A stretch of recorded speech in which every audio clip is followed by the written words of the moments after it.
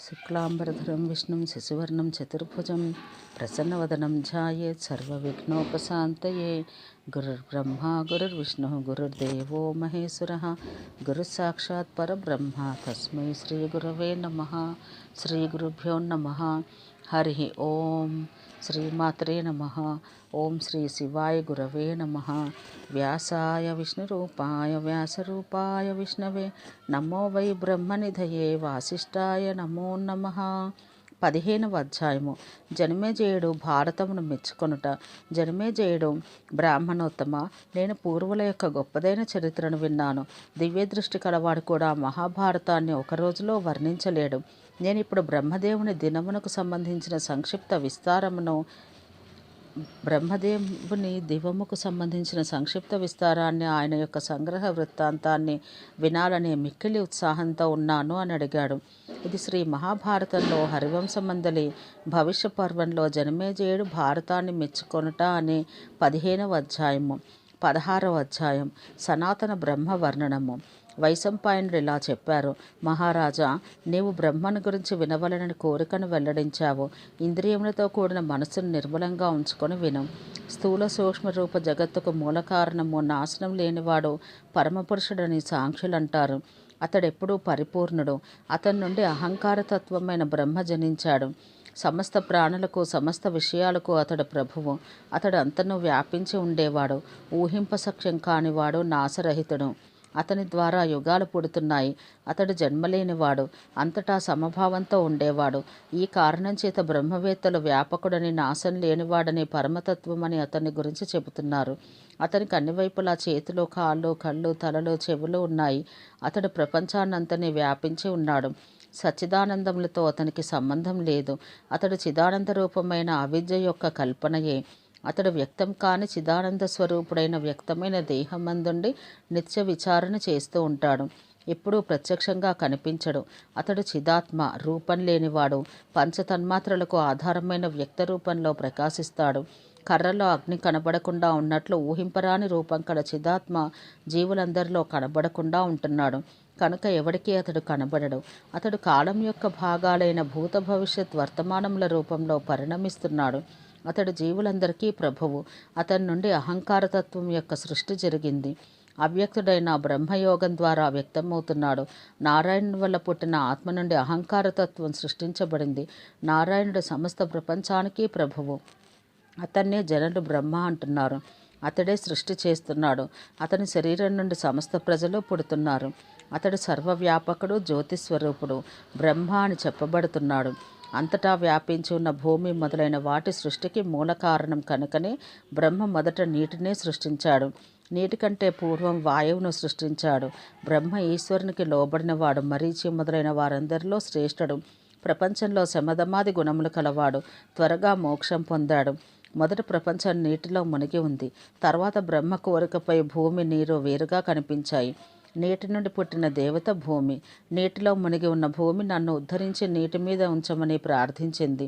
అప్పుడు నారాయణుడు మహావరాహ రూపంతో సముద్రంలో మునిగి ఉన్న భూమిని వెలుపలికి తెచ్చాడు. వెంటనే అంతర్ధానమయ్యాడు.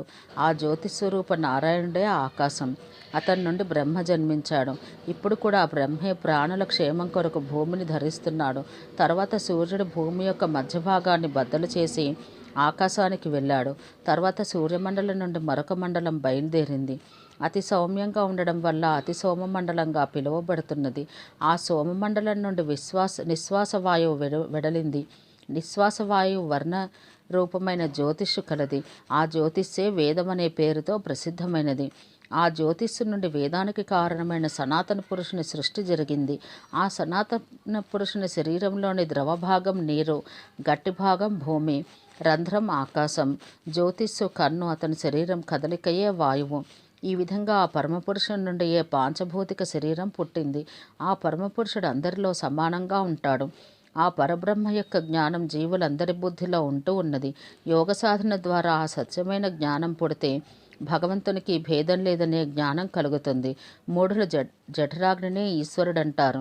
మూఢులు బ్రహ్మజ్ఞానం లేనివారై జనన మరణ ప్రవాహంలో పడుతున్నారు. జ్ఞానబలం చేత ఇంద్రియాలను వశమందంచుకునే యోగంలో సమర్థులైన వాళ్ళు శ్రమ లేకుండా బ్రహ్మానందాన్ని అనుభవిస్తారు. కనుకనే జ్ఞానులు ఐహిక సుఖాలను పనికిమాలిన వాటిగా తలచి వాటిపై ఆసక్తి చూపించరు. వాళ్ళ ముక్తికి ఉపాయం తెలుసుకుంటారు. లోక విషయాలపై ఆసక్తి గల వారు మాటిమాటికి జన్మిస్తూ మోక్షానికి దూరమవుతారు. బ్రహ్మవేత్తలైన వాళ్ళు వాసనలు నిగ్రహిస్తారు. జ్ఞానబలం చేత కామాది వికారాల నుండి మనస్సును మరల్చిన వాడు పరిశుద్ధమైన మనసు కలవాడవుతాడు. యథార్థమైన బ్రహ్మజ్ఞాని అవుతాడు. అటువంటి జ్ఞానం ప్రాప్తించిన తరువాత శరీర ఆత్మల బంధం విడిపోతుంది.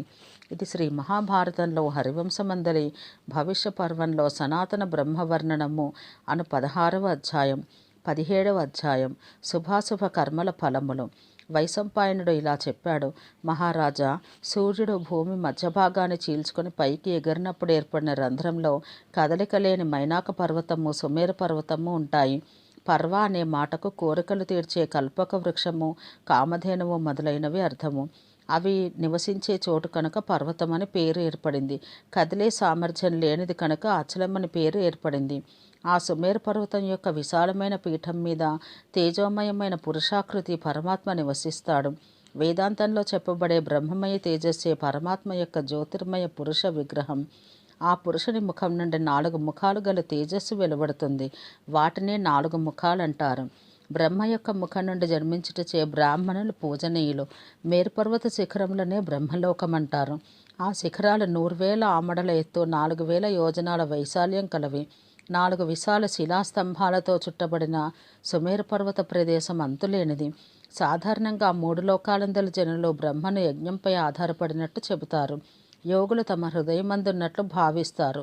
కర్మల వల్ల కలిగే గొప్ప లాభం పరబ్రహ్మలో ఒక భాగం మాత్రమే. అతడు కర్మలచే పొందబడని నిత్య సిద్ధమైన ఆత్మస్వరూపం. అతని ప్రభావం అంతులేనిది. యజ్ఞం అతని స్వరూపం. స్త్రీ పురుష రూప జగత్తును సృష్టించిన వాడే తన మరొక రూపమైన స్త్రీతో కలిసి కశ్యపాది ప్రజాపతుల సహకారంతో గొప్ప భోగాలను సృష్టించి ఈ ప్రపంచంలో ప్రకాశిస్తున్నాడు. బ్రహ్మయే అందరినీ నియమించేవాడు. పరమేశ్వరుని నుండి ఏ చంద్రుడు జన్మించాడు. తర్వాత భగవంతుడు జలధారతో మహేశ్వరుని సమస్త జీవులకు అధ్యక్ష పదవియందు అభిషక్తుని చేసి గంభీరధ్వనితో గర్జించాడు. ఇలా నాదం చేయడం చేత నీటిధారకు నది అనే పేరు వచ్చింది. నారాయణ రూపమైన ఆ నది బ్రహ్మలోకాన్ని పవిత్రం చేసి అడ్డుగా ఉన్న పర్వతాలను చీల్చుకుంటూ ఆకాశం నుండి భూమి మీదకి వచ్చింది. ఇందువల్ల గంగా అనే పేరు వచ్చింది. ఇక్కడ గంగా, గోదావరి మొదలైన 7 ధారలుగా విభజించబడింది. తర్వాత తన మహిమను విస్తరింపచేయుటకు గంగ ఎన్నో తీర్థాల రూపంలో ప్రసిద్ధి చెంది నేటికి తన పేరును వ్యాప్తి చెందిస్తున్నది. గంగాజలం వల్ల ధాన్యాదులు, నా జీవులు వృద్ధి చెందుతున్నారు. బ్రహ్మముఖం నుండి వెలువడిన 4 వేదాలు బ్రహ్మను పొందడానికి ఉపాయం ఉపదేశమైనవి. ఈ వేదం జ్ఞానస్వరూపం, పుణ్యానికి మూల కారణం కావడం చేత యజ్ఞము బ్రహ్మ, ఉద్గాత, హోత, ఆధ్వర్యుడు 4 పాదాలు కలిగి అంతులేనిదైంది. అనంతమైన యజ్ఞానికి బ్రహ్మ అధిపతి. స్వర్గం పొందడానికి ప్రధాన సాధనమైన ధర్మానికి కూడా 4 పాదాలున్నాయి. ధర్మం తన 4 పాదాలతో ఈ ప్రపంచాన్ని ధరిస్తోంది. బ్రహ్మచర్యం, గార్హస్యం మొదలగు 4 ఆశ్రమాలు ధర్మానికి గల 4 పాదాలు.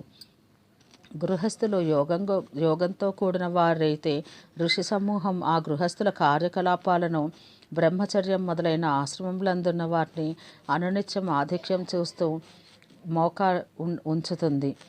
ధ్యానమందు ఆసక్తి కలిగిన వారు యోగం చేత శ్రమ లేకుండా భగవంతుని ప్రార్థిస్తారు. ఓం సహనాభవతు సహనౌ భునత్తు సహ వీర్యం కరవావహై తేజస్వినావధీతమస్తు మా విద్విషావహై. ఓం శాంతి శాంతి శాంతి.